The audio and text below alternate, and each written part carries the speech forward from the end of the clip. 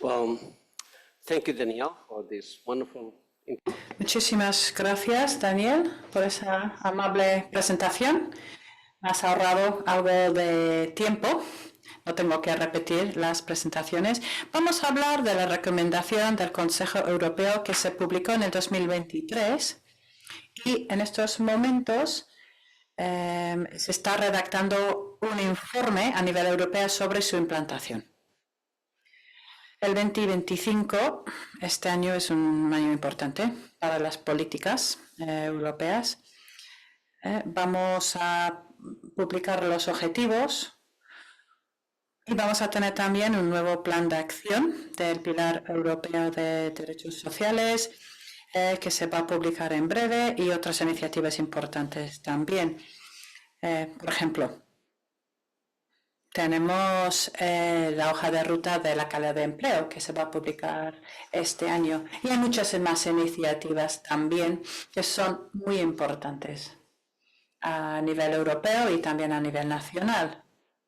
Y a nivel nacional también celebramos el 5º aniversario del establecimiento de nuestro sistema de garantía de ingresos, que es un sistema nacional,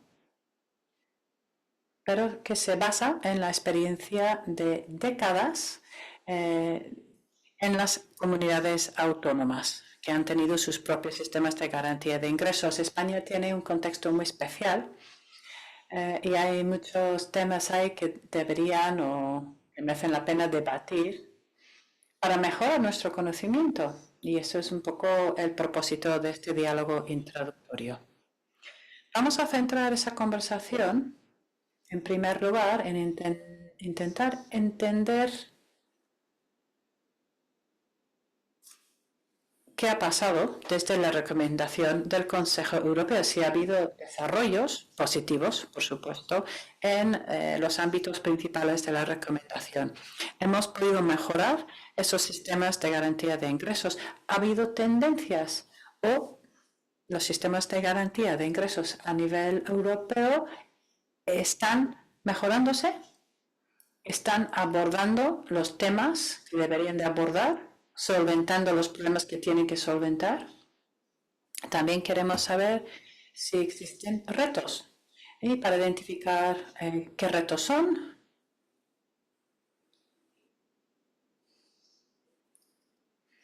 y cuáles podemos identificar como prioritarios, porque muchos de estos retos están interconectados.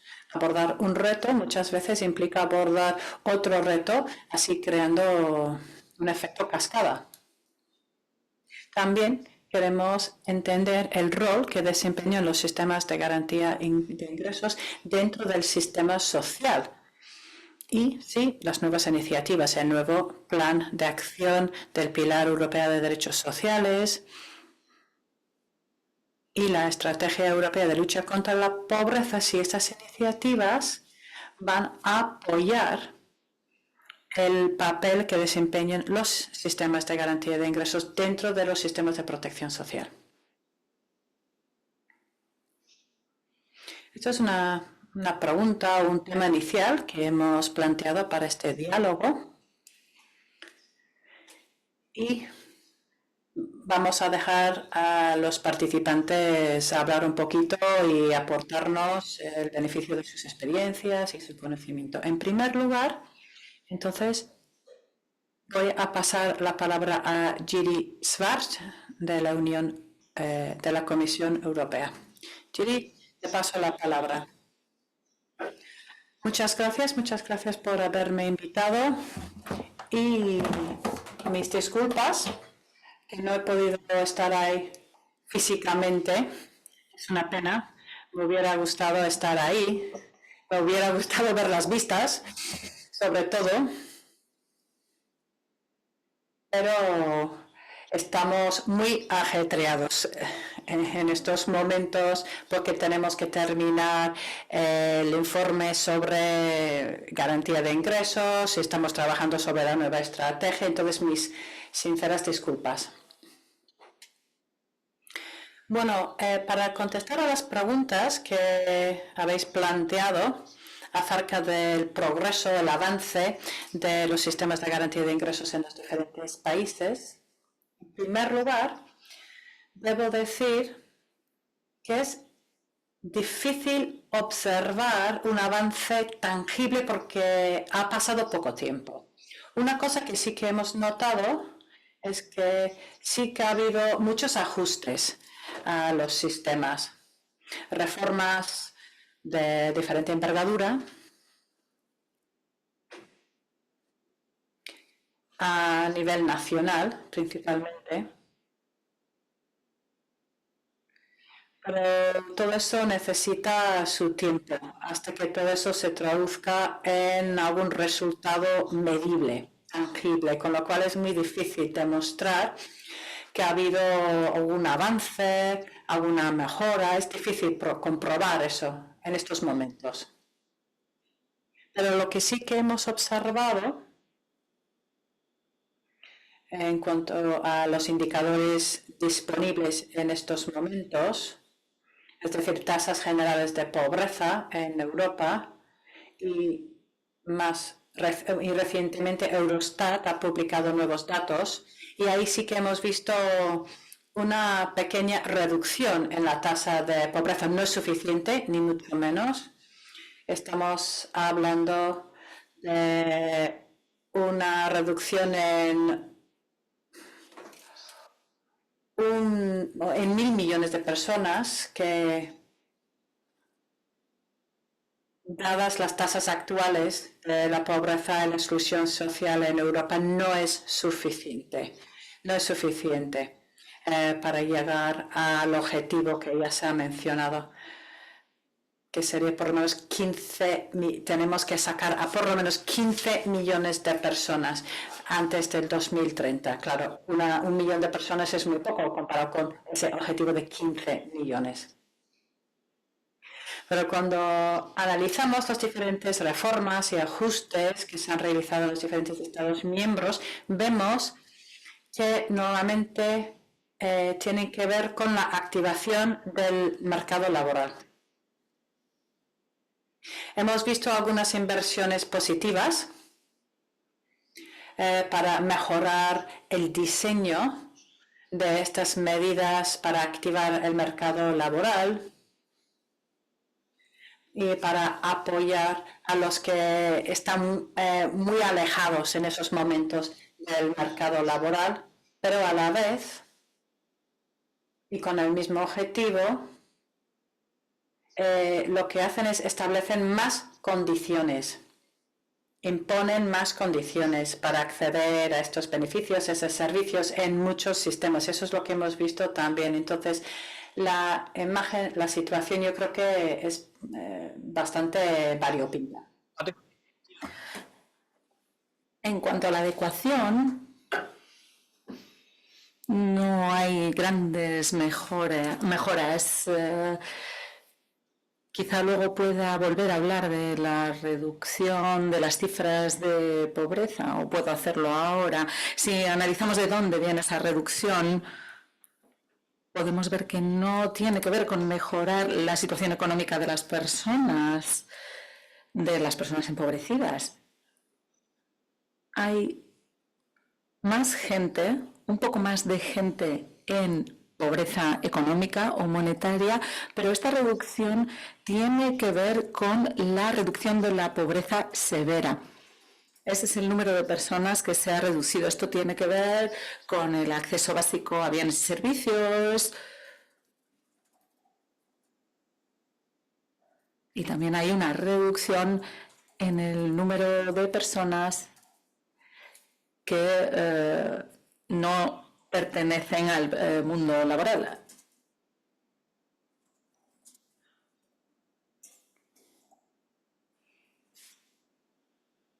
Por tanto, en cuanto a la adecuación, diría que todavía nos queda mucho trabajo por hacer.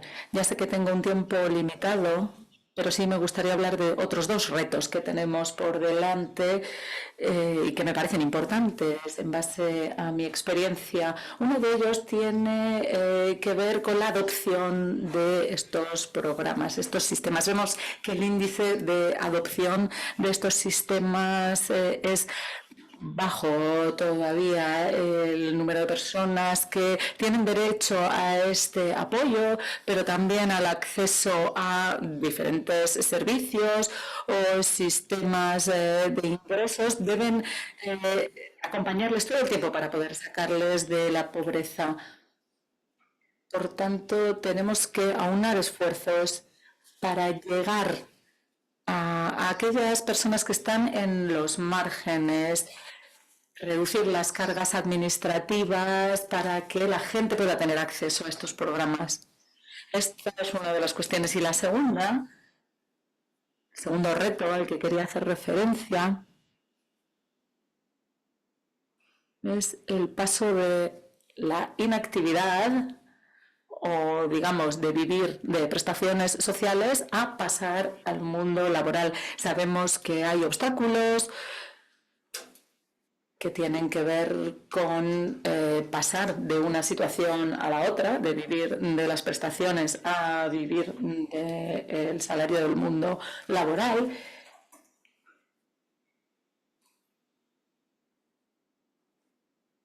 Hay veces que vemos a personas que están dependiendo completamente de los servicios sociales y luego han de pasar al mercado laboral.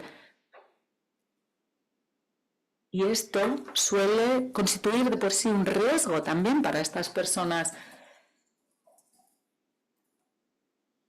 ya que para ellas resulta difícil prever una estabilidad de ingresos en el futuro, ingresos procedentes del mercado laboral. Por tanto, tiene que haber una fase de transición que debe manejarse bien. Y ahí hay margen de mejora para las autoridades, para las instituciones, y creo que ya hemos escuchado hablar de cooperación entre diferentes actores, entre diferentes personas responsables de los servicios sociales, de las prestaciones, de programas concretos, etcétera. Y esa cooperación aún puede mejorarse enormemente. Simplemente he mencionado algunos de los muchos retos que hay en esta pequeña intervención, pero estoy seguro de que vamos a poder ahondar más en ellos a lo largo del debate de esta tarde. Muchísimas gracias, Jill. Y gracias por subrayar algunos de los retos más importantes que existen para seguir adelante, como la cooperación entre los diferentes actores para ocuparse, por ejemplo, de la transición de las prestaciones sociales al mercado laboral. Ahora le voy a dar la palabra a George Planiteros, que es el presidente de MINET y conoce muy bien los diferentes sistemas de garantía de ingresos y trabaja además con representantes nacionales de estos sistemas en los diferentes países. Queríamos darle la oportunidad de que él también nos diera su punto de vista sobre estas cuestiones. George, cuando quieras. Muchísimas gracias. También me gustaría aprovechar esta oportunidad para agradecer a la EAPN en España por darme la oportunidad de hablar hoy. No he podido estar presencialmente en el Congreso, pero prometo estar en la próxima ocasión. Como mínimo intentaré contribuir en la medida que pueda a este debate tan interesante acerca de la dirección que va a tomar en el futuro estos sistemas de ingresos mínimos. Voy a seguir el hilo tratando de responder a la pregunta. Si me evado, por favor, recordádmelo. Voy a empezar diciendo que ahora mismo tenemos un marco estratégico general para los sistemas de ingresos mínimos y se están desarrollando a diferentes velocidades en los Estados miembros. Y creo que una recomendación importante es que esta estrategia se expanda a todos los campos de interés. Cuando hablamos del progreso que ha habido desde la adopción de este sistema, voy a intentar dar algunos ejemplos de casos, de cosas que han ocurrido desde que se ha adoptado la recomendación.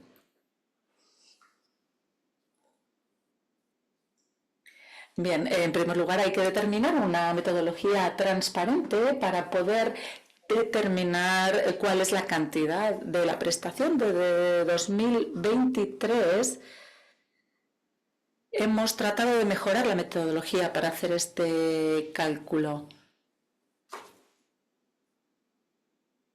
Hemos visto que tanto Lituania y Eslovenia están tratando de mejorar la metodología de lo que es la cesta de la compra mínima, y también han lanzado un proyecto piloto en 2023 que consiste en una herramienta online que permite saber si unos ingresos son suficientes para que una familia viva en condiciones dignas. También hay otro ejemplo, ya que la recomendación pide que se ajusten bien los niveles de prestaciones. Por ejemplo, en Austria se ajustan automáticamente con la inflación desde 2023.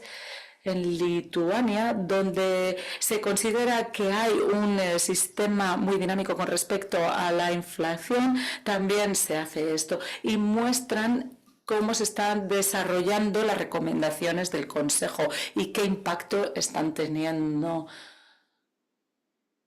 Los retos principales que yo veo para llegar a estos sistemas de ingresos mínimos es garantizar que no dependen las personas de estos servicios, de estos soportes durante mucho tiempo o durante más tiempo del necesario.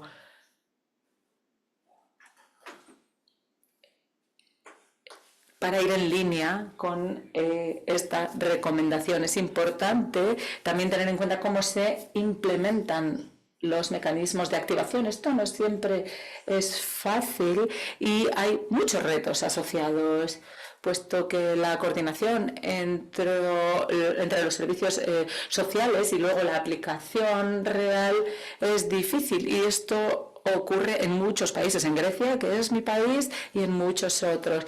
Y a veces también tiene que ver con que los programas estén adaptados y que también se haga un seguimiento de la trayectoria de las personas que participan en estos programas. Desde un punto de vista técnico,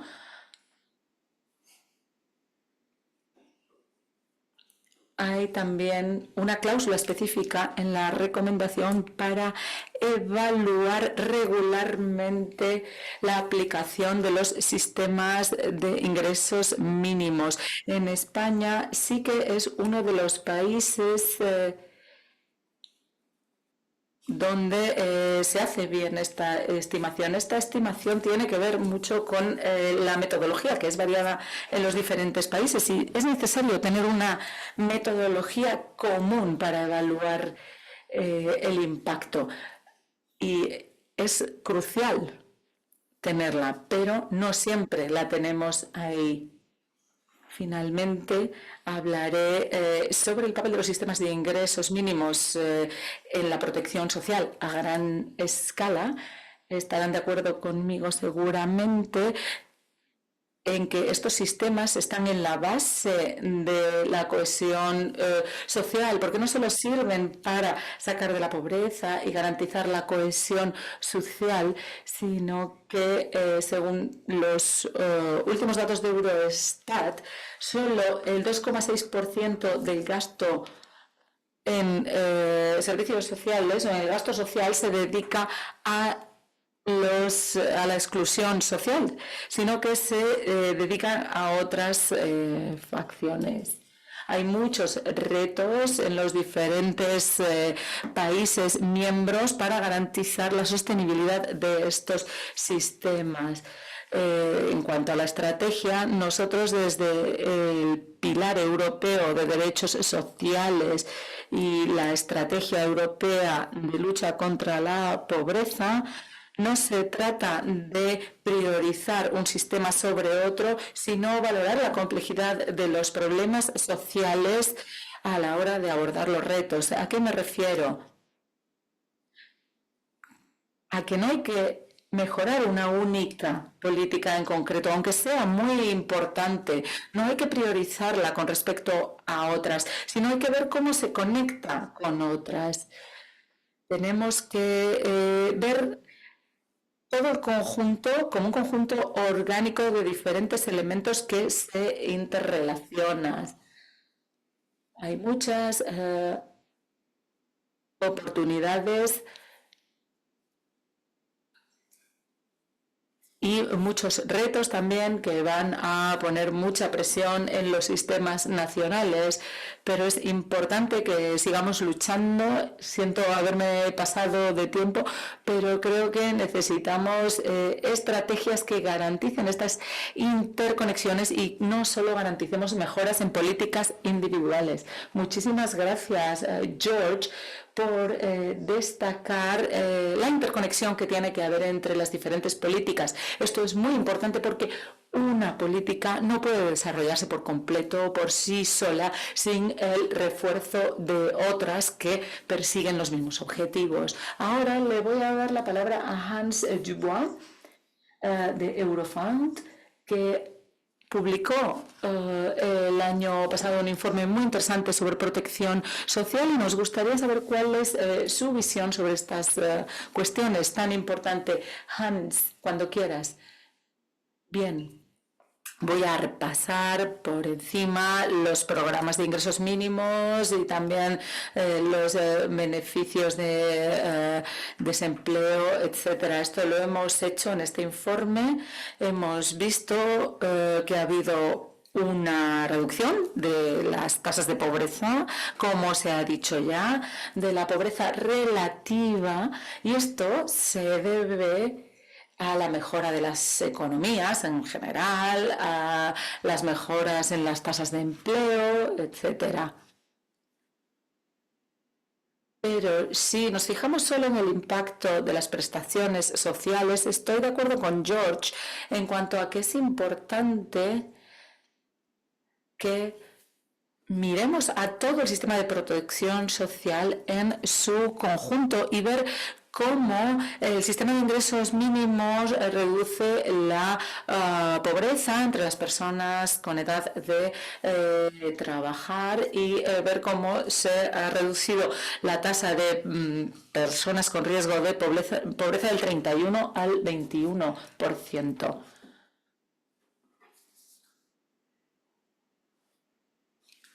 Bien, creo que es importante destacar es que ha habido un impacto muy importante, pero desde luego no es suficiente para alcanzar el objetivo de la Unión Europea y desde luego no es suficiente si aparece una crisis. Estas mejoras son buenas en tiempos de bonanza económica, pero las cosas pueden cambiar. Bien, en cuanto a qué han hecho los diferentes países en respuesta a la recomendación del Consejo, hemos visto muchas mejoras, pero también es importante destacar que en algunos países hay que mirar más allá de los sistemas de ingresos mínimos únicamente. En cuanto a las prestaciones por desempleo, algunos países han acelerado la reducción en los últimos años y hemos visto reducciones bastante importantes gracias a incentivos para que la gente vuelva al mercado laboral, aunque esto tiene implicaciones en la adecuación que se ha mencionado antes. Cuando nos centramos específicamente en los ingresos mínimos, vemos que hay lagunas en la cobertura. Hay gente que no recibe esos ingresos mínimos. Por una parte, hay personas que no tienen derecho, aunque sí necesitarían un ingreso mínimo. Hablo de hogares con recursos muy escasos. Y en algunos países también esto incluye a personas en edad de trabajar que tienen una casa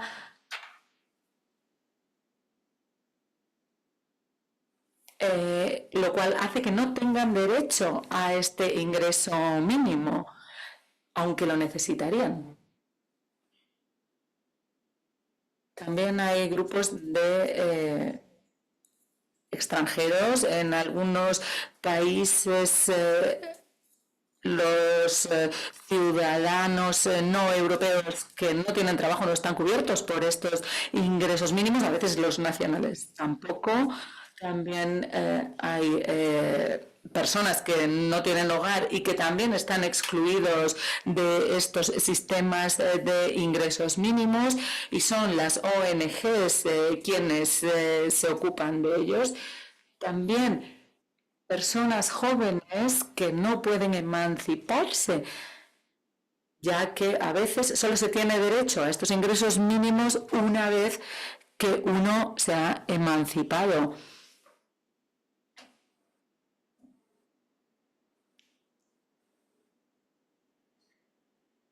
Por otra parte, también es interesante ver que para los sistemas de ingresos mínimos, el porcentaje de las solicitudes que se rechazan, aunque sea de forma temporal, es bastante alto, está por encima del 30% en muchos casos. Esto significa que no siempre están las cosas claras. Si hay tantas solicitudes que se rechazan, sobre todo procedentes de personas que sí que las necesitarían. Es un problema que vale la pena analizar. Entonces, por una parte, tenemos a las personas que no tienen derecho a estos ingresos, pero que sí que lo necesitarían, y otras personas que sí que tienen derecho a recibirlos, a pedirlos, pero no los reciben. Porque, bueno, se puede hablar de por qué hay gente que no quiere recibir estos sistemas de ingresos mínimos, o estos ingresos mínimos. Hay muchas razones para ello. A veces porque no saben, porque no pueden, o porque existe un estigma social si los recibes. Hay varios estados miembros donde el 80% de la población reciben estos ingresos. Por último, hay lagunas en la cobertura, y por otra parte está la adecuación de las prestaciones, que es un reto para algunos grupos en concreto. Si nos fijamos en quién tiene un mayor riesgo de no llegar a fin de mes, pues tenemos personas con problemas de salud, con discapacidades, esas personas que tienen más necesidades y que no se compensan, familias monoparentales o familias muy grandes, donde estos ingresos mínimos pueden compensar, personas que no tienen acceso a viviendas sociales, personas que no tienen trabajo o que tienen un salario muy bajo, o también personas que reciben el subsidio de desempleo durante mucho tiempo. Y como se ha dicho, cada vez más vemos países como Eslovenia, donde se ha seguido mucho la recomendación. En el 50% de los países de la Unión Europea se ha indexado el sistema de ingresos mínimos, a veces hace muy poco tiempo, como en Rumanía o Eslovaquia, que lo hizo en 2023.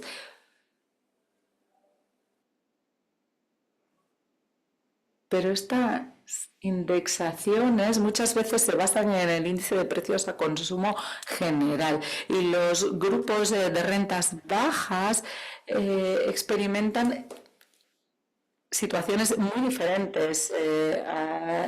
Por ejemplo, Eslovaquia es un ejemplo de los pocos países en los que hay una cesta de la compra adecuada a la inflación ajustada a las personas con ingresos bajos. Muchísimas gracias, Hans. Muchísimas gracias también por tu contribución. Has hablado de algunos de los puntos que también han mencionado tanto Giri como George, pero me gustaría destacar dos cosas de las que no oímos hablar tanto. En primer lugar, los índices de rechazo tan altos y que esto puede tener que ver con cosas como pues que solicitar una prestación pueda ser difícil y que las personas no entiendan qué es lo que tienen que hacer o qué documentación han de presentar. Esto también tiene que ver con los criterios de adecuación, de elegibilidad, que a veces dificultan el acceso. Y esto vale la pena subrayarlo. Así como otra cuestión fundamental, que es el índice de inflación específico que afecta a las personas con ingresos bajos o en situación de pobreza, ya que son diferentes al índice de la inflación general. Muchas veces damos por supuesto que la inflación se aplica de igual manera a todas las personas independientemente de sus ingresos. Muchas gracias. Ahora me gustaría darle la palabra a Jessica para que nos dé la perspectiva de la EAPN Europa. Buenas tardes. Espero que podáis oírme bien, que la traducción llegue bien. Voy a hablar en inglés. En el colegio aprendí un poco de español, pero se me ha olvidado todo, así que voy a tener que continuar en inglés.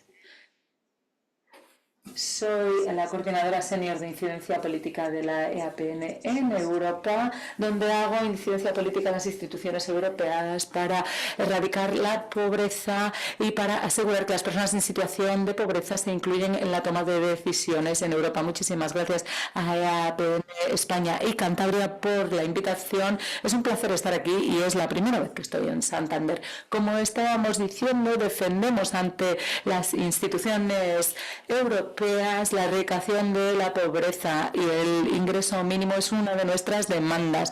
Estamos defendiendo un ingreso mínimo europeo y nuestros miembros son aliados muy fuertes en esta tarea. Lo que defendemos específicamente es un enfoque basado en derechos a la hora de aplicar estos sistemas de ingresos mínimos en Europa. Estos ingresos mínimos deben estar enmarcados como algo de lo que la gente se beneficia, pero algo a lo que la gente tiene derecho, porque es una cuestión de dignidad humana. Para nosotros, los MIS, estos ingresos mínimos, proporcionan una red de seguridad para las personas en situación de pobreza y las personas más marginalizadas, como la comunidad gitana, racializada, inmigrantes y así sucesivamente. En EAPN pensamos en que el empleo y el empleo obligatorio debe ser la primera solución para la erradicación de la pobreza, pero el ingreso mínimo también es una de las claves principales para lograr el objetivo. ¿Cuáles son las condiciones que pensamos que tienen que tener los sistemas de ingresos mínimos para erradicar la pobreza? Bien, en primer lugar, los ingresos mínimos no pueden tomarse por sí solos. Necesitamos servicios esenciales fuertes, apoyos personalizados para las personas y apoyos también para que lleguen a tener empleos estables y de larga duración. Por tanto, estos sistemas de ingresos mínimos deben formar parte de una estrategia más grande a varios niveles para la erradicación de la pobreza.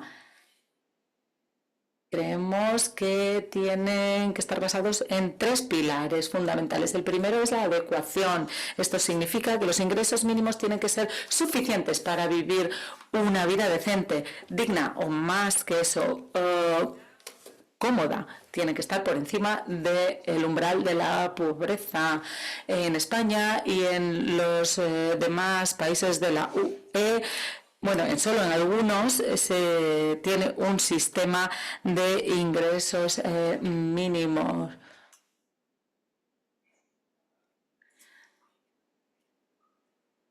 En Europa puedes llegar a tener estos sistemas de ingresos mínimos, pero estos ingresos mínimos no te van a permitir ni salir de la pobreza ni tener una vida cómoda. El segundo pilar es la accesibilidad. Estos ingresos deben ser accesibles para todo el mundo, con una cobertura lo más grande posible. Tenemos que asegurarnos de que no haya restricciones para acceder a ellos. Y luego hablaremos de ello. Pero también el no utilizar estos ingresos mínimos es una cuestión importante. El tercer pilar tiene que ser que sea una característica que permita vivir una buena vida, que no sea una prestación social. Como se ha dicho, tiene que estar acompañado por un apoyo personalizado y servicios esenciales. Cuando hablamos más concretamente de la recomendación del Consejo, que se emitió hace 2 años y medio, si no recuerdo mal, en EAPN Europa, agradecimos esta recomendación como un primer paso, pero para que quede claro, cuando una recomendación se adopta en las instituciones europeas, los Estados miembros tienen que aplicarlo, aunque no hay sanciones si no las siguen. Es básicamente una herramienta política. Lo que ocurrió hace 2 años y medio es que hubo un acuerdo político para sacar adelante esta recomendación, lo cual está muy bien, pero los Estados miembros no están obligados, he dicho antes que sí, quiero decir, no están obligados a adoptarla. Por tanto, necesitamos algo que sea vinculante para que los Estados miembros lo apliquen. Necesitamos una directiva y eso sí que es obligatorio. Los Estados miembros tienen que incorporarlo a su legislación y puede haber sanciones por parte del Tribunal Europeo de Justicia si no lo hacen. Y eso es lo que estamos defendiendo en EAPN. La recomendación tiene varios defectos y voy a pasar muy rápidamente por ellos porque no tenemos mucho tiempo. Por ejemplo, no incluye cláusulas relacionadas con la adecuación del ingreso mínimo. Por tanto, no hay un nivel al que deban llegar los Estados miembros para llegar a ese nivel. Por tanto, necesitamos un marco europeo que sirva para calcular cuál es ese ingreso mínimo. Y tampoco hay ninguna indicación que pida a los Estados miembros cómo deben financiar esto. Por ejemplo, a través de los impuestos. También va a haber una estrategia que se va a adoptar el año que viene, como ya se ha mencionado, y en EAPN Europa saludamos esta iniciativa. Es la primera vez que se va a adoptar y pensamos que es una oportunidad para dar un paso más hacia la directiva. Estamos en un contexto en el que los sistemas de garantía de ingresos están siendo atacados por la extrema derecha. Vemos un ejemplo en Francia, que tienes que trabajar en Francia no sé cuántas horas a la semana para poder acceder a estos sistemas. En Bélgica van a reducir el acceso a estos sistemas, con lo cual la Unión Europea tiene que hacer algo para hacer respetar ese derecho básico. Gracias, Jessica, por contarnos un poco cómo ve el asunto la red europea. Y ahora voy a pasar la palabra a Paula Cruz, de Portugal. Muchas gracias, Elder. Muchas gracias a Cantabria, a la red española. Muchas gracias por haberme invitado. Bueno, para hablar de los sistemas de garantía de ingresos en Portugal y para daros un poco de contexto, estoy hablando de la medida de inserción social. Es un apoyo que se le brinda a los individuos y las personas, las familias más pobres. Reciben dinero y también va acompañado ese dinero con un programa de inserción social. Estamos hablando de 242,23 €. Eso es la cantidad. Claro, esa cantidad se calcula teniendo en cuenta el tamaño del hogar, del número de personas que viven en el hogar, etcétera. Pero bueno, eso suele ser el total, 242 €. El impacto de la recomendación. Bueno, creo que es difícil ver el impacto real de la recomendación, pero ha habido algunas mejoras. Una mejora es que el índice de apoyo social ha mejorado, ha subido, y lo digo porque ese índice está en la base del cálculo de ese tipo de prestación. Entonces, si se congeló ese índice durante varios años, pero ahora está subiendo. Y eso hace que incrementa también la cantidad de estos ingresos mínimos. Otro cambio importante ha sido que en el 2021 aprobamos una estrategia nacional para luchar contra la pobreza. Es la primera estrategia nacional que hemos tenido en Portugal y el sistema de garantía de ingresos está incluido en esta estrategia nacional. Y una cosa que dice es que es verdad que hay unas tendencias hacia mejorar la medida y mejorar la situación, pero también han establecido algunas actividades para alinear estos sistemas de garantía de ingresos con la actividad laboral o el trabajo activo e intentando organizar una única prestación social. Sé que se está realizando un estudio sobre esa posibilidad, no nos han comunicado todavía los resultados, pero es algo que se incluye en nuestra estrategia. A pesar de estas mejoras, sigue habiendo muchos retos. Los otros ponentes han mencionado algunos de estos retos. Tenemos muchos retos en cuanto a la integración, accesibilidad, adecuación e idoneidad. Las personas que reciben esta prestación y también los que están implantados en establecer la prestación y conceder la prestación, esos dos grupos dicen que lo difícil, un reto importante es incluir todo esto en la dimensión social. Y lo dicen por muchas cosas. Porque todas esas cosas están conectadas. Voy a intentar identificar los retos, aunque están todos ellos conectados. Un reto es que a veces las prestaciones no son adecuadas, son bajas. Estamos hablando de cantidades muy bajas. Estamos hablando de personas en una situación muy severa y la cantidad es muy baja. Y no permiten a esas personas avanzar de forma económicamente. No permite ese equilibrio en los ingresos.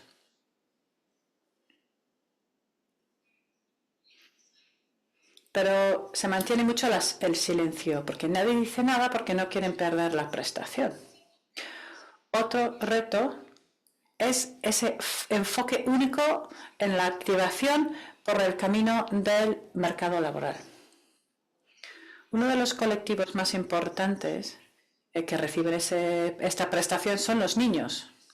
Después tenemos otros colectivos de mayor de 55 años y también personas mayores de 45 años. Y si conectamos a todo eso, añadimos a todo eso situaciones de bajo nivel educativo, etcétera, nos damos cuenta de que muchas de estas personas adultas van a tenerlo muy difícil a la hora de encontrar un trabajo en el mercado laboral actual. También tenemos otras situaciones que tienen que ver con la formación. La gente hace mucha formación, pero tenemos que ver si la formación que recibe es una formación adecuada a sus necesidades y las necesidades del territorio. Eso es otro tema que tenemos que analizar. Otro reto tiene que ver con la no idoneidad de las medidas de empleo activo. Tenemos en Portugal tenemos una medida específica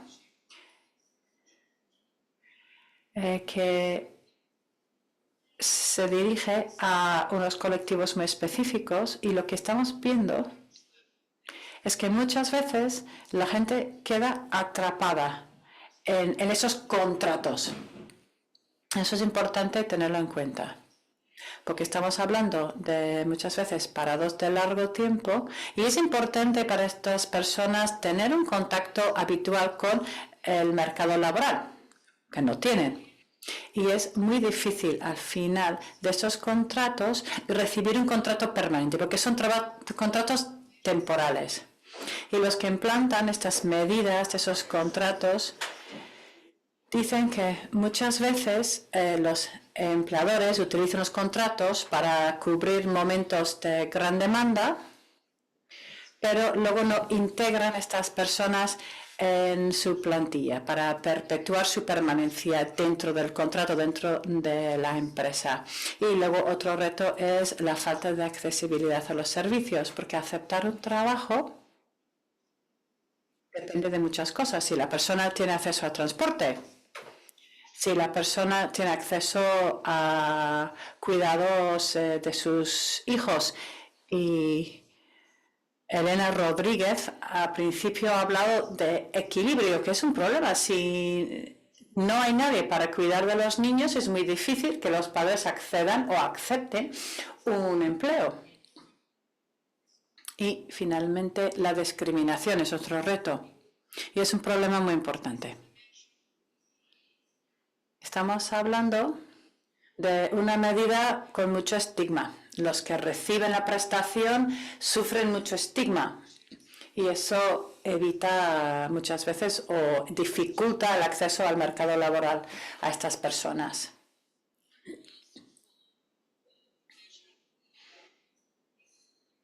Claro, eso es una medida muy importante,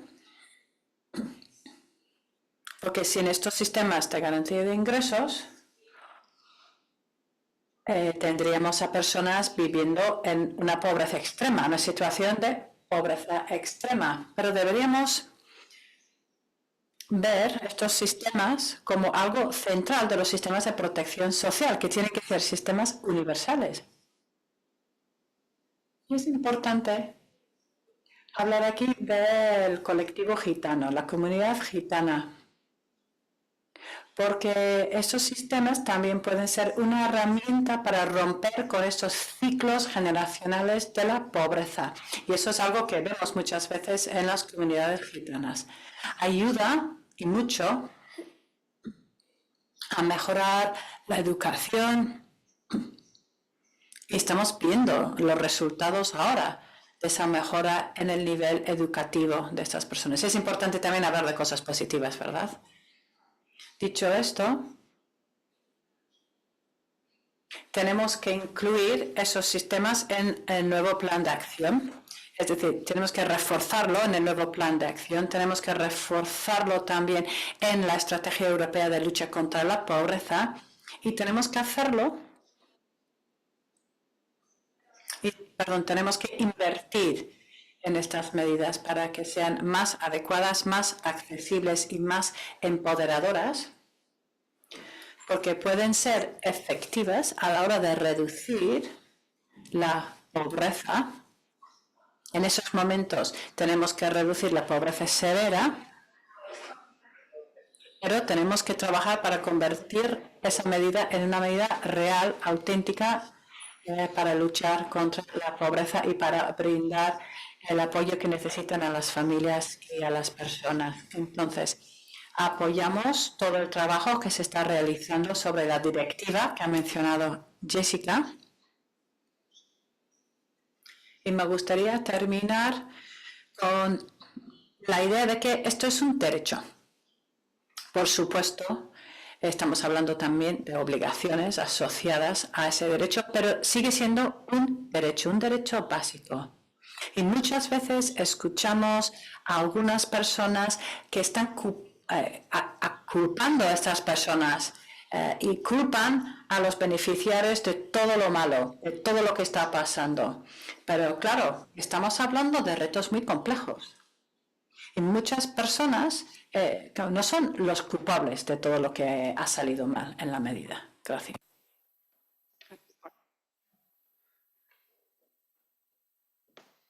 Thank you, Paula, for bringing that up.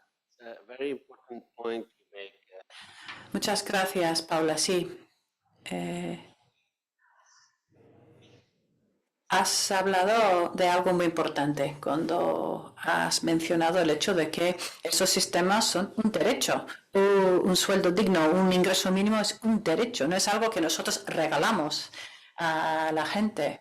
Es un derecho y eso es muy importante tenerlo en cuenta. Siempre tenemos que enfocarlo como un derecho porque eso ayuda a quitar esa lógica de la discriminación, de culpar a los beneficiarios de la prestación. Y pues también puede, yo creo que servir como una idea básica en todas nuestras comunicaciones. No estamos haciendo, no es una obra de caridad, es un derecho. Yo creo que en todas las perspectivas que hemos escuchado, se han repetido algunas ideas claves. Mejorar esos sistemas es un reto complejo. Los retos son complejos, los problemas son complejos, pero creo que todos nosotros estamos de acuerdo en que mejorar estos sistemas de garantía de ingresos es muy importante, en el contexto actual sobre todo. Dicho eso, tengo algunas preguntas específicas para cada ponente y voy a comenzar con Jiri. En tu opinión, Jiri, ¿existe la posibilidad de mejorar la cooperación entre los Estados miembros y las instituciones europeas para abordar de forma colectiva los retos a los que se enfrentan los regímenes o los sistemas de garantía de ingresos? ¿Y cuáles son los posibles obstáculos en nuestro camino? ¿Y cuáles serían los factores favorables también? Bueno, muchas gracias. Y gracias también a los otros panelistas por sus comentarios tan interesantes. Me han dado mucho en qué pensar.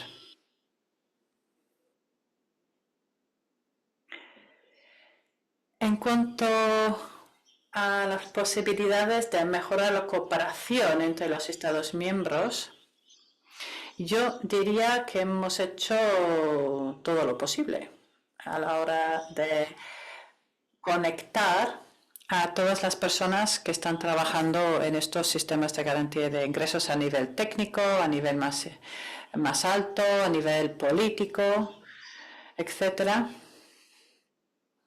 Como en cualquier acción humana siempre podemos hacer más y quizás uno de los buenos ejemplos sería la red de garantía de ingresos, cuyo presidente está aquí entre nosotros y nosotras. Me parece una red muy funcional, muy útil, una red de expertos profesionales de diferentes Estados miembros. Eso podría ser una buena práctica, un buen ejemplo. Yo creo que el reto común que compartimos todos es ir más allá de los actores habituales. De forma colectiva, nosotros en la Comisión, en los diferentes ministerios sociales, en los Estados miembros, la sociedad civil, etcétera, todos nosotros y nosotros tenemos que buscar la manera de abordar mejor o llegar mejor a los que están ahí fuera, a los demás, a los que están fuera de nuestros círculos, para que todo el mundo pueda entender para qué sirven estos sistemas de garantía de ingresos, qué beneficios traen ¿Por qué deberíamos de invertir recursos en luchar contra la pobreza? Tenemos que dejar de predicar a los conversos o al coro y salir ahí fuera a intentar convencer a los demás. Tenemos que comunicar estos mensajes a nuestros compañeros que son los responsables de la gobernanza, de los ministerios de finanzas en los diferentes Estados miembros, etc. Y también hay que comunicar todo esto al público en general. Tenemos que ir rompiendo estas barreras, rompiendo esos estereotipos, porque existen, están ahí. Y como he dicho antes, tenemos que llegar más allá. Tenemos que dejar de hablar a las mismas personas de siempre y empezar a hablar a otras personas. Y solo rompiendo estas barreras vamos a poder marcar la diferencia. Tenemos que convencer a los no convencidos. Esto es un reto muy importante. No es fácil hacerlo. Pero bueno, es lo que estamos intentando hacer.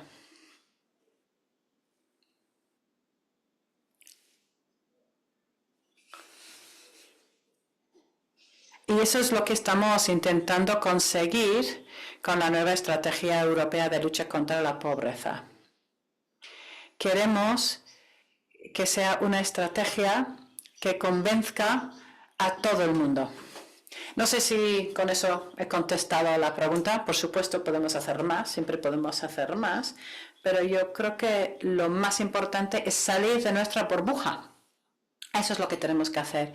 Tenemos que conseguir que haya una comprensión mucho más amplia del reto, de la naturaleza del reto y de la importancia que tiene el tema de la pobreza. Muchas gracias, Giri. Entendemos muy bien ese mensaje. Tenemos que salir ahí fuera y predicar a los no conversos. Y, de hecho, la nueva política involucra diferentes ministerios, con lo cual es absolutamente necesario colaborar. Es imposible que un único ministerio vaya a poder conseguir nada. Necesitamos forzosamente una mayor colaboración. Es un esfuerzo conjunto. Tenemos que abordar todo eso juntos. Bueno, voy a plantear una pregunta a Hans. Sabemos que Eurofund está preparando un informe acerca de la digitalización y para poder mejorar el acceso a los sistemas, utilizar la digitalización para mejorar el acceso y para solucionar algunos retos, asegurar la interoperabilidad de los datos, para mejorar la gestión de la prestación. Entonces, tenemos que plantearnos la pregunta, ¿cómo tenemos que abordar la digitalización?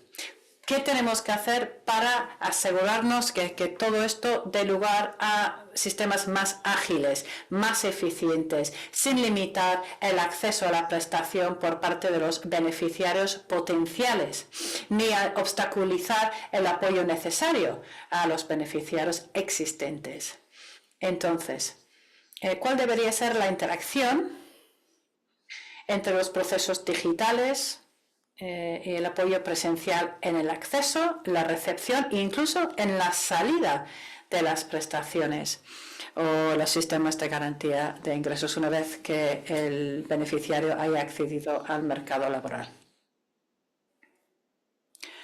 Vale, estamos hablando de las aplicaciones digitales y otros sistemas de ofrecer información. Pueden mejorar el acceso, puede reducir el estigma asociado a la prestación. Es mucho más fácil mandar algo por internet que ir en persona a una oficina donde alguien igual te pueda ver. Podemos reducir tiempos de espera, sobre todo en sitios públicos. Pero también, y de forma inevitable, puede generar desigualdades. Hemos estudiado diferentes ejemplos de digitalización para acceso a los sistemas de garantía de ingresos y otros sistemas también y otras prestaciones.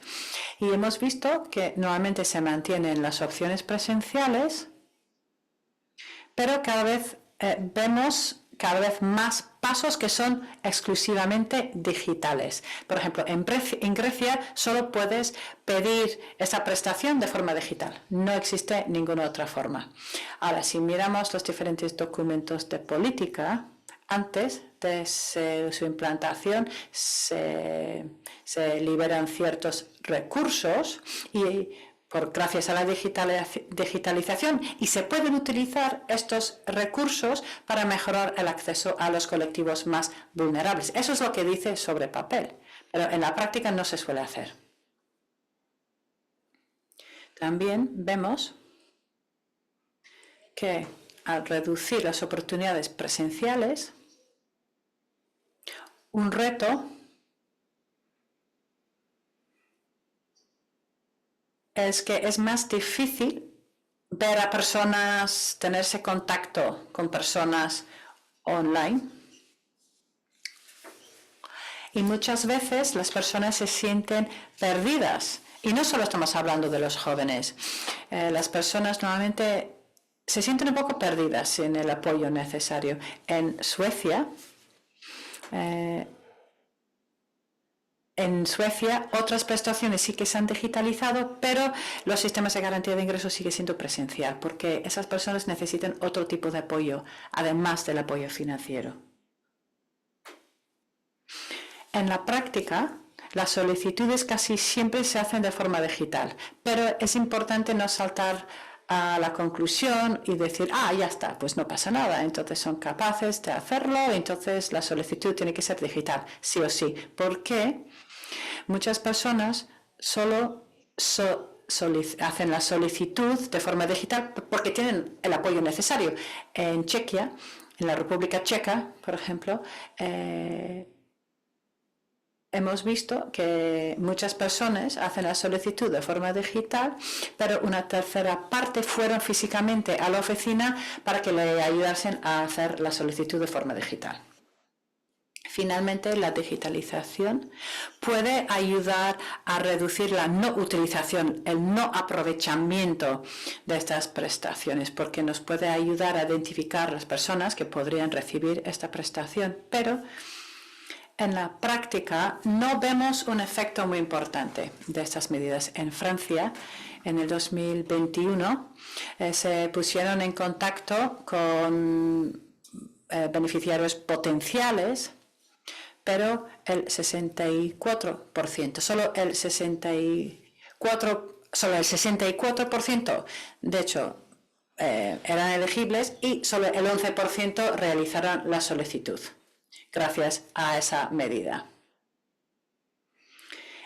Hay algunas prestaciones que se conceden de forma automática, por ejemplo, las prestaciones por niño. En Malta, por ejemplo, ha habido un impacto inmediato cuando se automatizaron las prestaciones o sistemas de garantía de ingresos. Pero si tenemos un sistema automático de este tipo, tenemos a personas que no son ricas, sobre todo las personas que no están en situaciones no estándares. Y muchas veces esas personas no aparecen en esas bases de datos y tendrían que hacer la solicitud de forma manual. Y para terminar, dos cosas muy cortitas, muy breves.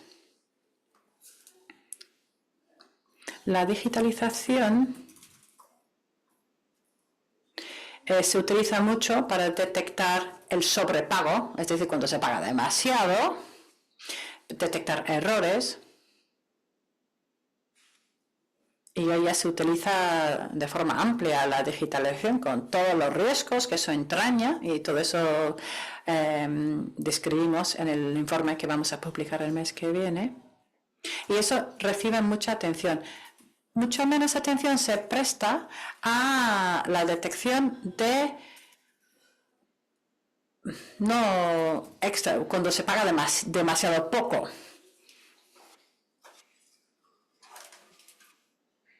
Pagos insuficientes. No se gasta mucha energía en detectar estos infrapagos. Y cuando tenemos sistemas de prestaciones complejos, y suelen ser sistemas complejos, es importante invertir en conseguir la información, comunicar la información, intentar bajar la tasa de rechazo y todo eso tiene sus costes, porque hay que emplear los recursos humanos y también hay que reducir la no utilización, el no aprovechamiento. Y si tenemos en cuenta los costes financieros y no financieros en términos de confianza y el coste del no aprovechamiento y el rechazo de las prestaciones, si tenemos en cuenta los costes para las personas y la administración, quizás merecería la pena ampliar los criterios de poder pedir estas prestaciones para mejorar el sistema en general. Eso es algo que deberíamos de sopesar. Muchas gracias, Hans. Nos has dado mucho en qué pensar. Esa interacción entre los criterios de poder pedir la prestación y la digitalización. Eso es un tema muy interesante. Hans, sabemos que te tienes que marchar. Muchas gracias por estar aquí hoy con nosotros y compartir tu perspectiva y tus ideas acerca del tema y los resultados de la investigación que habéis realizado en Eurofund.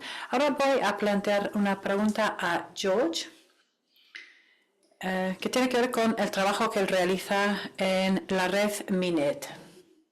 Considerando el trabajo desarrollado por la red Minet, ¿es posible identificar buenas prácticas y qué habría que hacer para poder transferir esas mejores prácticas? ¿Eso sería algo factible dentro de la red?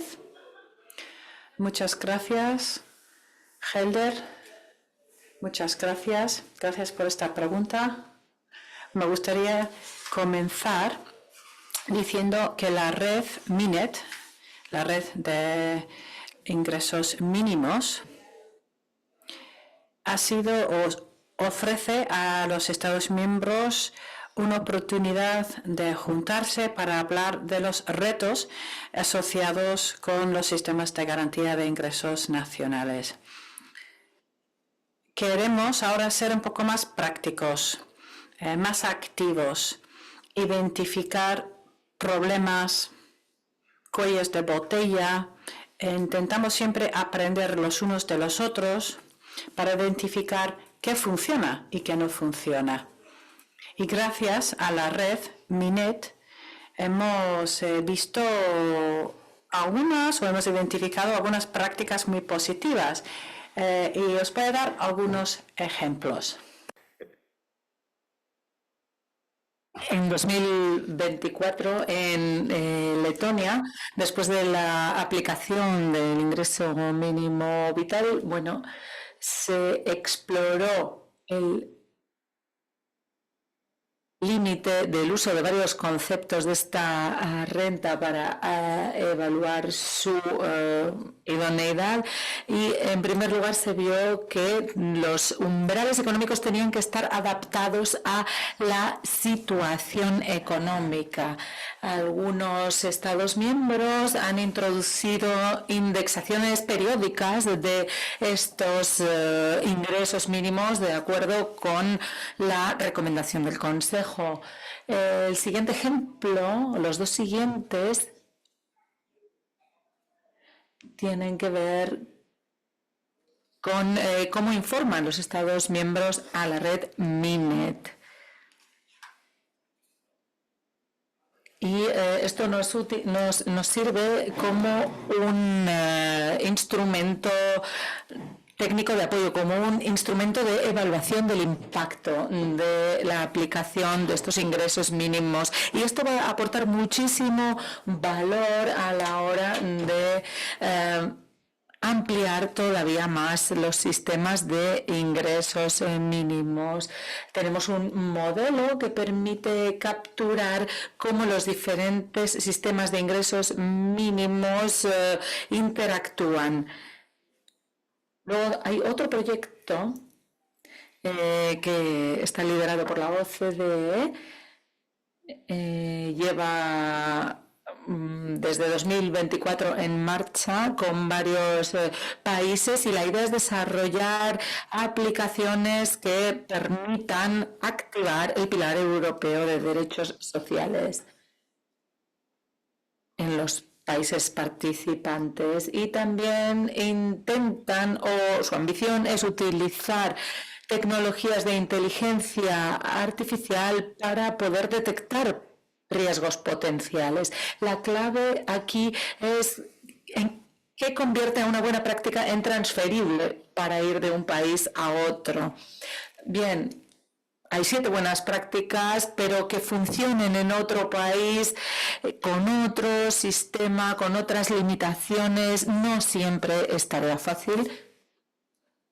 Por tanto, me gustaría destacar los siguientes parámetros, que son los parámetros clave para la transferabilidad. En primer lugar, es el apoyo administrativo y político. El apoyo político es fundamental para introducir cualquier reforma, para introducir sistemas que puedan tener éxito, que puedan fructificar. El segundo es flexibilidad para adaptarse, porque no todos los países son iguales, y todas las ideas, aún las mejores ideas, tienen que adaptarse a los contextos nacionales, los diferentes contextos legislativos, capacidades fiscales, etc. El uso de las herramientas de la Unión Europea pueden ayudar a la hora de transferir estas prácticas. Y esta es una muy buena forma de ilustrar a los Estados miembros cómo pueden funcionar las prácticas. Y, por último, hace falta una participación activa de las partes interesadas desde el principio del diseño de los programas. Tiene que haber una involucración total para responder a las necesidades reales.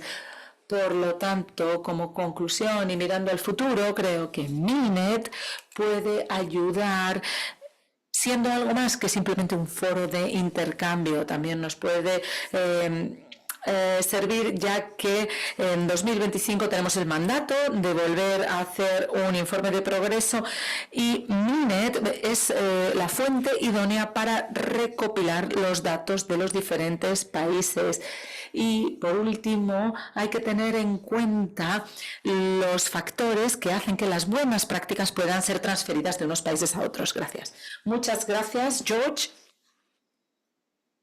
Ahora me gustaría dar la palabra a Jessica, teniendo en cuenta el papel fundamental que se espera que jueguen los ingresos mínimos a la hora de definir la estrategia. ¿Se pueden establecer prioridades? ¿Qué áreas deberían ser las prioritarias?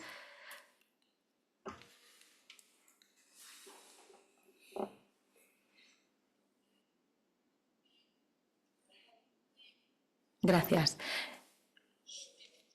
Creo que, en primer lugar, la prioridad no está relacionada tanto con los sistemas de ingresos mínimos en sí mismos, sino con su financiación, la financiación de los sistemas de protección.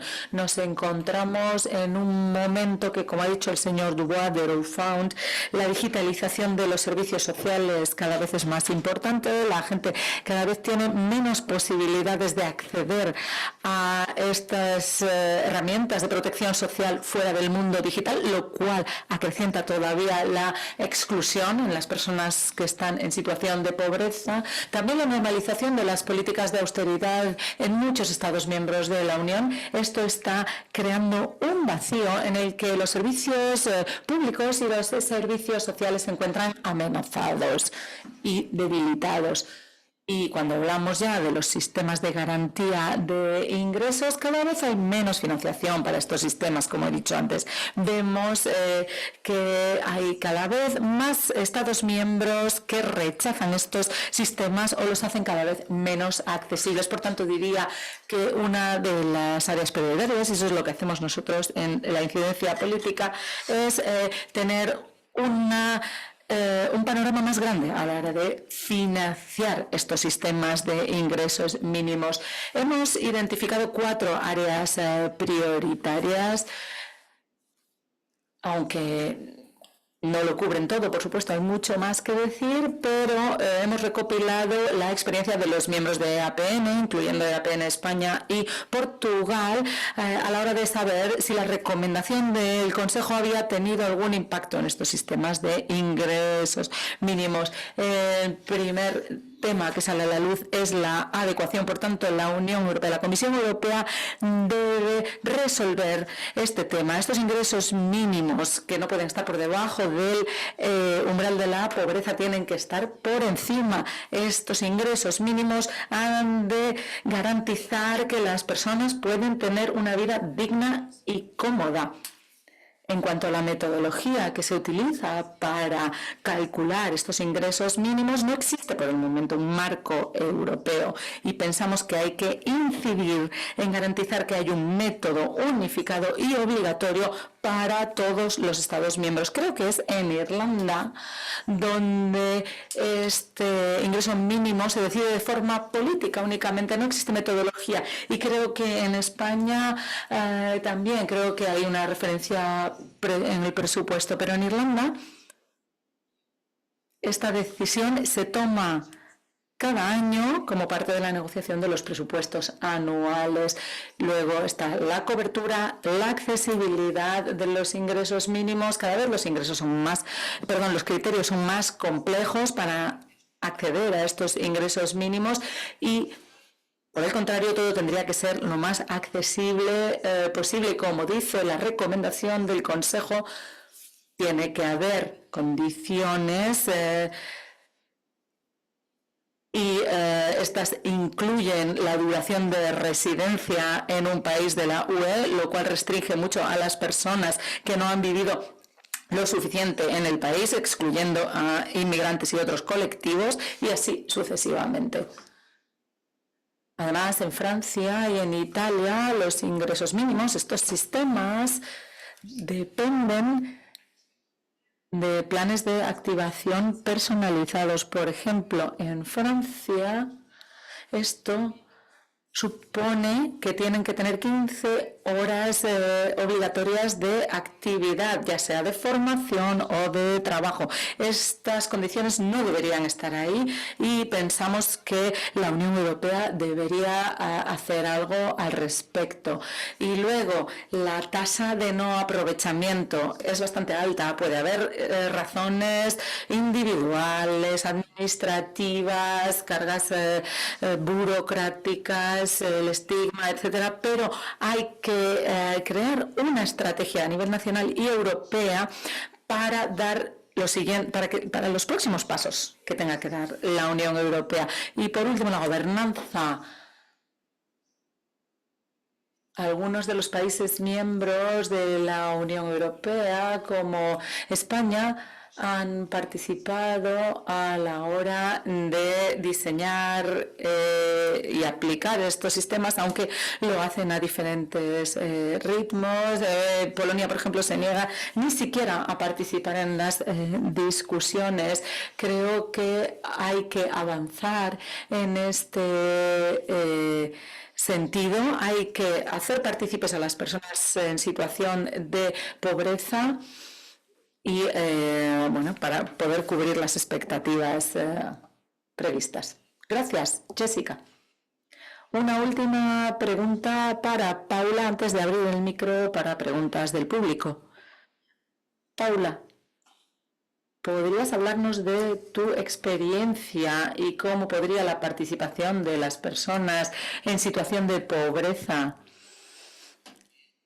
hacer incidencia política? ¿Hay algún ejemplo que puedas dar que hayan servido para mejorar? ¿Podemos sacar algún ejemplo positivo de esta participación? Gracias, Elder, por esta pregunta. Pensamos que la participación es un principio estratégico para luchar contra la pobreza, como se ha dicho al principio. Para luchar contra la pobreza tenemos que hacer partícipes a todos y a todas. Eso es cierto, pero en ocasiones las personas que están en situaciones de pobreza se pierden y son olvidadas en este entorno. Pero si los hacemos partícipes a estas personas que reciben las prestaciones, los beneficiarios de estas medidas, ellos van a ayudarnos a identificar las lagunas, las dificultades que puede haber. También sirve para reducir el estigma. Si hacemos que hablen de los impactos positivos que tienen estas medidas, creo que es una ganancia para todas las partes. En cuanto a nuestro propio trabajo al respecto, en el ámbito del Punto Nacional de Acción para la Inclusión de 2002, tuvimos la ocasión de desarrollar unos talleres nacionales, unos talleres participativos donde participaban personas que recibían el ingreso mínimo. Esto es importante decirlo porque estos puntos nacionales de la inclusión o para la inclusión se basan en un principio fundamental que dice que todas las partes implicadas deben participar y las personas en situación de pobreza desde luego son una parte actora, son una parte implicada. Por tanto, en la estrategia están presentes, son importantes. Y esto tiene que formar parte también en la estrategia europea de lucha contra la pobreza. Nosotros organizamos talleres regionales participativos y puedo decir que el resultado fundamental que obtuvimos fue que es posible que las personas en situación de pobreza participen. En ese momento había muchos estereotipos al respecto. La gente pensaba que no iba a ser posible hacer algo así, pero sí que fue posible. Pero para ver los resultados, los frutos de todo esto, tiene que haber un proceso continuo de participación.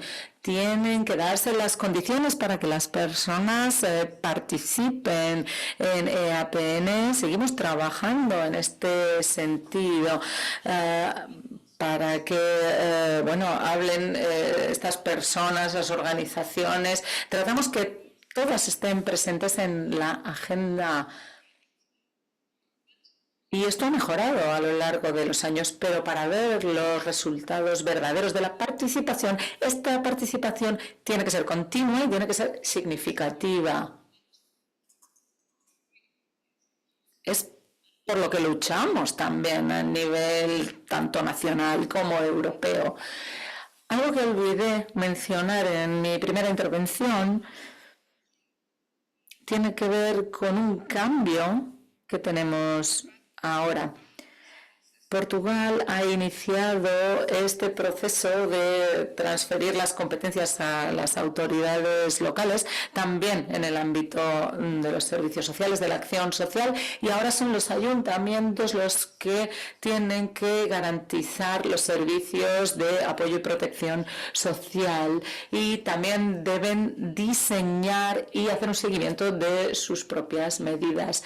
Esto es importante porque nos acerca más a la gente, pero también debemos hacer un seguimiento. Por ejemplo, en la Estrategia Nacional de Lucha contra la Pobreza se promovió un taller participativo con personas en situaciones de pobreza para evaluar si esto era positivo o no, y vimos de todo. Algunas partes del país decían que era positivo, en otras partes del país no lo veían tan positivo. Pero hay que escuchar a las personas. También se ha desarrollado un estudio para crear un sistema de indicadores para los ingresos sociales. Se trata de un sistema que es la base para crear este mecanismo de evaluación de las políticas locales. Y esto es muy positivo porque al final, y también lo decimos nosotros como EAPN, tenemos algo que nos permite hacer un seguimiento a este tipo de cosas. Tenemos que hacer este seguimiento, esta monitorización con diferentes actores, porque hay diferentes roles y diferentes cosas que decir. Gracias, Paula. Creo que la experiencia de los beneficiarios, las personas que acceden a estas políticas es importante también. Bueno, cómo ese input que se recibe se puede organizar de una forma positiva para poder implementar estas políticas de forma continua. Como has dicho, la participación debe ser continua también, y estos sistemas tienen que estar siempre bajo una mejora continua. Muchas gracias por tus aportaciones. Ahora me gustaría aprovechar la oportunidad para abrir el micrófono al público por si alguien ¿tiene alguna pregunta que formular a nuestros panelistas? Si es así, si la pregunta va dirigida a una de las personas en concreto, por favor, díganlo al principio.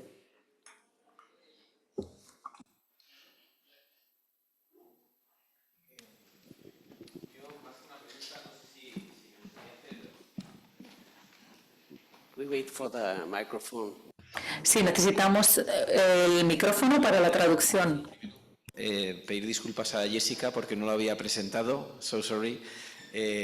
Y segundo, no sé si es una pregunta o es una reflexión, según lo que he oído, hablaba Paula de los retos que teníamos, ¿no?, para estas estrategias sobre la pobreza, implementarlas. Entonces, con el auge de la ultraderecha y en una Europa muy diversa, ¿cómo convencer a esa otra parte de la población que con sus impuestos ayuda a las personas que no tienen nada, pero que no creen que estén ayudando y que estigmatizan a estas personas? ¿De quién es la responsabilidad de sensibilizar a esa población para que sepan que estamos ante un bien común, ¿no? Hablamos ahora de posibles ayudas también a personas asalariadas empobrecidas, que tienen un trabajo pero son pobres también. Entonces, si esa parte de la población está en contra de ayudar al que no tiene nada, ¿cómo se va a sensibilizar a esa población para ayudar a los que aún así tienen trabajo, ¿no? Gracias.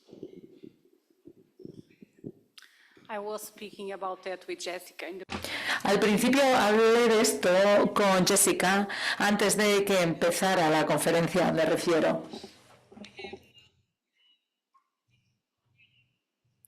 Vivimos tiempos difíciles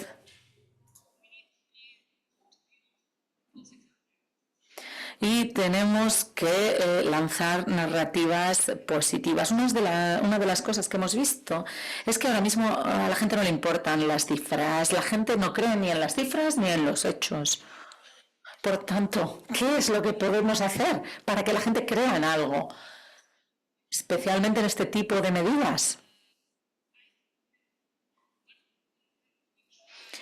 Creo que una de las cosas que hemos tratado de hacer para cambiar la narrativa es utilizar la narrativa de aquellos que participan en esto directamente.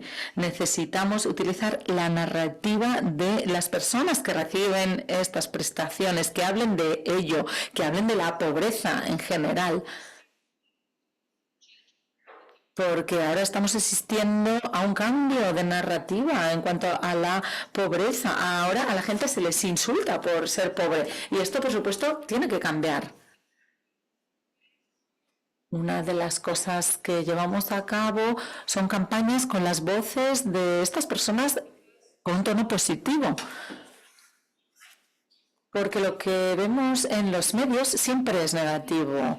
En los medios de comunicación vemos los fraudes, vemos que hay fraudes en el ingreso mínimo, hay gente que no es pobre y recibe este beneficio, pero son pocos.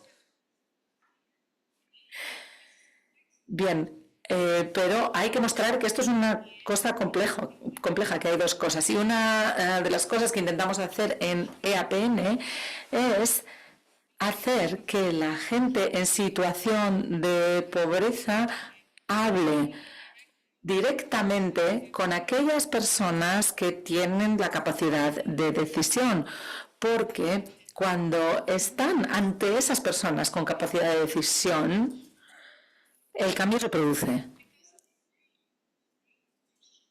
porque hacen las preguntas certeras y esas preguntas muchas veces no tienen respuesta. Y eso es lo que tenemos que seguir haciendo ahora. Puedo darles un ejemplo del pasado. Estábamos en nuestro Foro Nacional de Personas en Situación de Pobreza. Estaban los partidos políticos en la mesa principal y las personas les hacían preguntas directamente acerca de lo que estaba pasando, por qué las cosas son así o asado, y hacían propuestas. Y de repente un miembro de un partido político que no voy a mencionar le pidió al moderador: ¿pero esta gente quién es? Le preguntó: ¿pero quién es esta gente? Y la respuesta fue: pues es gente. La gente hace preguntas. Y cuando oyen eso de que la gente pregunta, pues se revuelven un poco. Es difícil llegar a un acuerdo total sobre todo, y menos ahora con la derecha, con la extrema derecha ahí. Pero dar voz a la gente puede ser una solución y en EAPN estamos trabajando en esa dirección. Todos podemos trabajar en esta dirección. Gracias, Paula. ¿Alguna otra pregunta?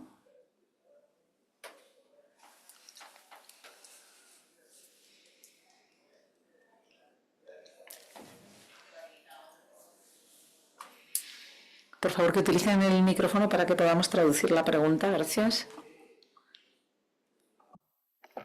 Sorry, considering we're running a bit late, maybe. Bueno, como vamos un poco retrasados, quizá debamos cerrar la sesión ahora. Le agradezco a todos los y las ponentes, tanto presenciales como online. Jessica, Paula, George, Hans, Giri, gracias por este debate sobre las complejidades del sistema de ingresos mínimos y también de la necesidad acuciante de que abordemos este tema. Muchas gracias a todos y hasta mañana.